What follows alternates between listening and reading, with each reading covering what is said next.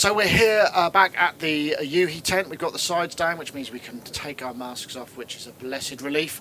I'm here with Seb, and we have a new hardware module from you guys, right? Hello. Yeah, that's it. So this is Wiretap, and Wiretap is a slope detector that takes incoming CVs and generates trigger signals from it. So maybe you have the situation that you've got a CV sequencer that doesn't have a dedicated trigger or gate out, and then you're bummed because you need to generate your own gate signals for your envelopes. And so what we did is we have our civilization module, of course, which you know, which has been released last year. And civilization, among other things, sequences CVs and can generate CVs even. And it doesn't have a dedicated trigger out, so we figured, how about creating a companion to our civilization module that also is a usable add-on to any Eurorack setup that works with CVs, which is basically all setups. So you have a CV sequence and you want to generate gate signals that are musically interesting or relevant. Then you patch a CV signal into one of the two inputs. So we've got two channels, 1 and 2, and they are arranged vertically.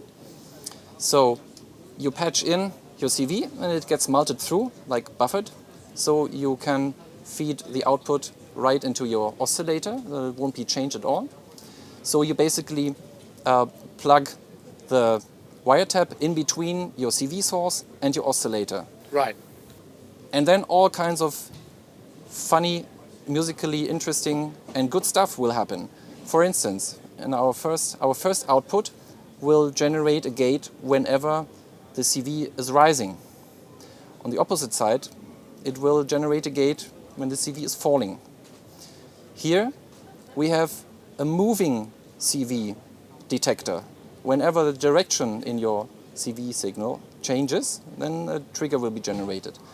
On this side, which looks kind of like a Tetris brick, we have a detector that generates a trigger whenever the signal has edges, like stair-shaped changes. Right, okay, so square or saw, inverse saw. Sample and hold generated signals, and CV sequencer outputs, of course. And so further down here, we've got a comparator. So when channel 1 input is higher than channel 2, then this one will be high, and the other way around. Oh, so they can be related. So for gate and triggers, you could get rhythmic stuff right away, right? Yeah, exactly. So it's kind of complementing each other, the two channels. And one thing I haven't mentioned yet is you have two individual inputs for channel 1 and 2, and if you don't put anything into the channel 2, then the first channel signal will be melted through to the second one. So you've got a normal. So if you feed like LFOs, all kinds of stuff that would work in the clockable, you can get some great rhythmic action. Yeah, of course, sure. And we'll be seeing it in action because I'm almost done with the walk, with the walk through our module. Further down here, we've got an adjustable trigger length pot and a little envelope release control, because we're offering, for each channel we have a little release envelope. And and you can even put your own triggers, like break the normalization, the normaling, because it's normal to the upper gate output. And so you use it as a sort of discrete multifunction, right? Yeah, you can even patch out like of different outputs and like break the normaling and do your own crisscross patches. All right, It can be real fun. Okay, enough talking now. Let's go into the patch that I've created.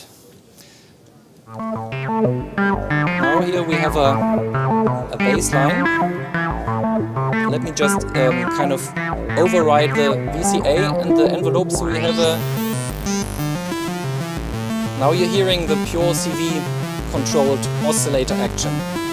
And now I want to derive envelopes for the times when the signal is rising, which is every time there's an indicator LED. Okay, I didn't see, obviously it wasn't plugged in, so you've got course. indication. Oh, that's handy. Exactly. So now every time the signal rises, we get a trigger, and I take the trigger and use it on the envelope generator here, and this controls the VCA, for instance. And now let's bring in the drums. I'll balance it a bit better.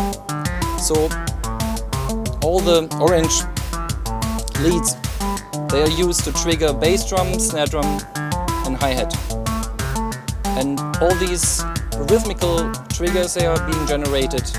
So this is all coming from Civilization, just two outputs that you're sort of just performing these functions on, right? Exactly, like the CV signal that I'm feeding into the Wiretap is coming from 2 channels of our Civilization, and the clock is coming from Pamela's new workout, so that's the only outside source of rhythm that I'm using. It's just this regular 8th. And the Civilization is also running the pitch CV, presumably, right? Exactly. Oh, wow, There's 2 sequences that I've got stored, and I'm feeding the baseline sequence into the first channel, and I've got another like little blip sequence from the mutable plates, and that's the pink one. It's actually this one, like the second CV channel.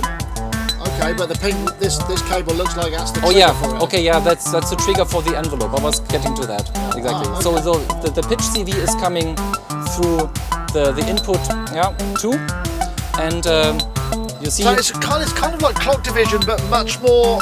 It's musical. Musically, yeah. Well, you can look at it as a clock divider. Sort of. It's a musical clock generator, or trigger generator rather, that is musically pleasing. And if I start changing the sequence, then you will notice that the rhythm changes.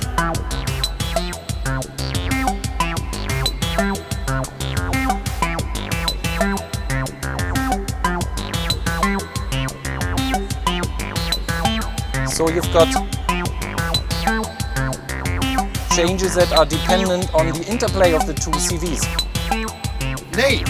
Yeah, and the filter envelope that we're hearing is being generated by our dedicated envelope outputs. Yeah, okay. Nice. So, as you see, if you've got a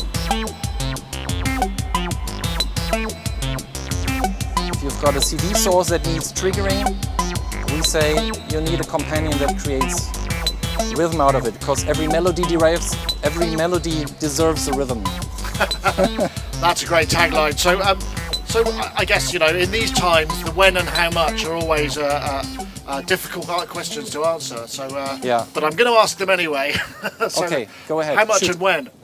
Yeah, when is of course a bit dependent on the situation of like parts shortage. So we are currently in the pre-production phase, and we have an optimistic deadline or ETA of 4th quarter this year or 1st quarter next year. So okay. we're working hard on finishing the product and having it go to mass production. And what sort of price are you aiming for?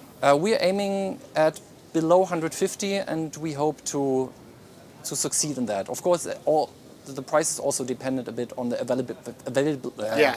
Availability, what a word. Of the parts. of the parts, sure.